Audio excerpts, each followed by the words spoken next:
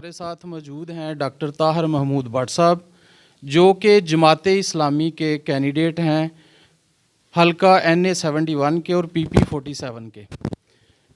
دونوں نشستوں سے یہ الیکشن لڑ رہے ہیں اس دفعہ، اور ہم ان سے جاننے کی کوشش کرتے ہیں کہ جماعت اسلامی کے ٹکٹ سے یہ الیکشن میں آئے ہیں، الیکشن کے میدان میں، تو ان کا جماعت اسلامی کا منشور کیا ہے، کون سا منشور لے کے یہ الیکشن میں آئے ہیں.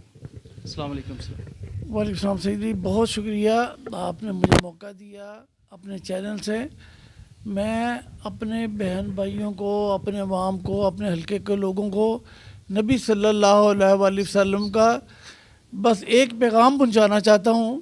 آپ نے فرمایا کہ مومن ایک سوراخ سے 2 دفعہ نہیں ڈسا جاتا، اور بدقسمتی کی بات یہ ہے کہ یہ جو موجودہ حکمران ہیں یہ کئی بار ان عوام کو ڈس چکے ہیں، اس ملک کو ٹیکہ لگا چکے ہیں، اس ملک کے وسائل کو آپ بیڑا غرق کر چکے ہیں، اس ملک کے تمام اداروں کو تباہ کر دیا انہوں نے، اور پھر یہ عوام کے سامنے آ گئے ہیں اور ووٹ کی بھیک مانگ رہے ہیں. ان کو شرم آنی چاہیے کہ یہ ہمارے ملک کا پیچھا چھوڑیں، ان عوام کو، ان بیچارے دکھی لوگوں کے، مظلوم بچوں کو سکھا سانس لینے دیں، اور ایسے با کردار، باصلاحیت اور عوام سے محبت کرنے والے لوگوں کو آگے آنا دیں جن کے دل میں اللہ کا خوف ہے اور نبی صلی اللہ علیہ وسلم کی محبت ہے.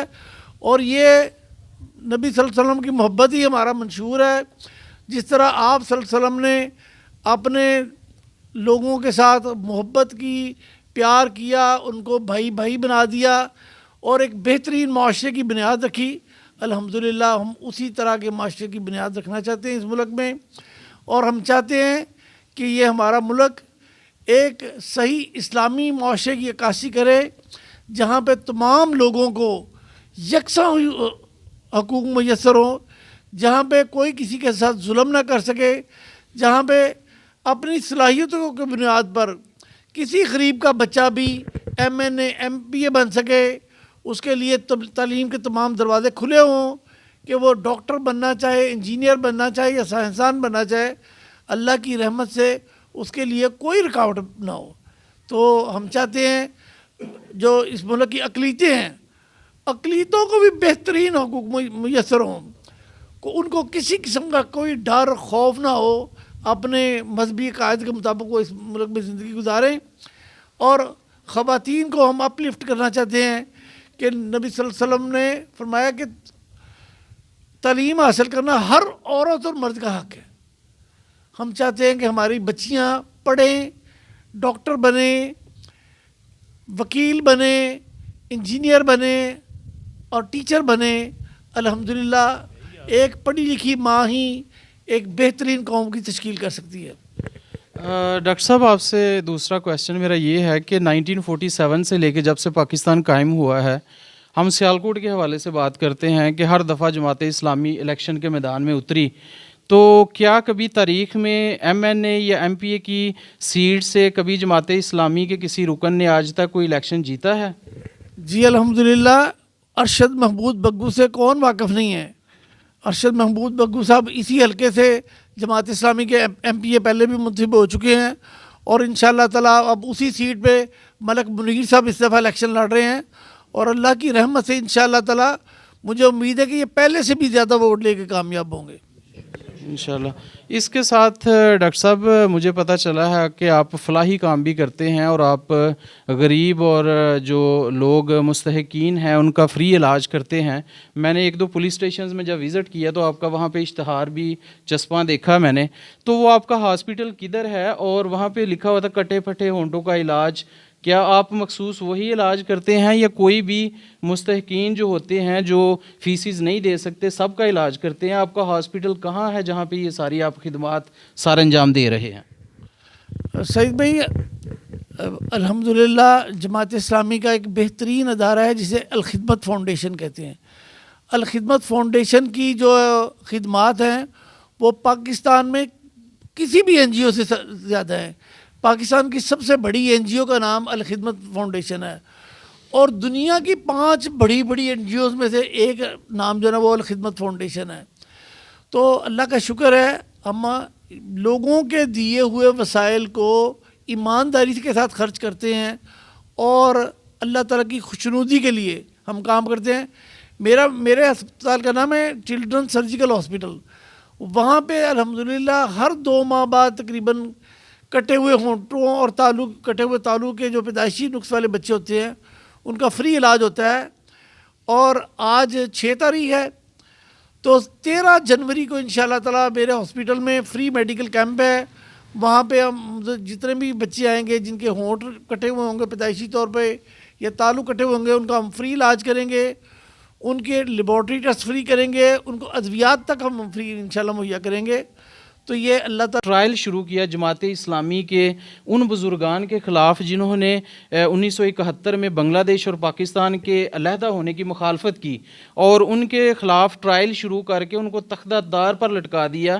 پورے مسلمانوں کے دل کو بہت تکلیف پہنچی پوری دنیا میں. تو آپ کے اس بارے میں کیا ریمارکس ہیں؟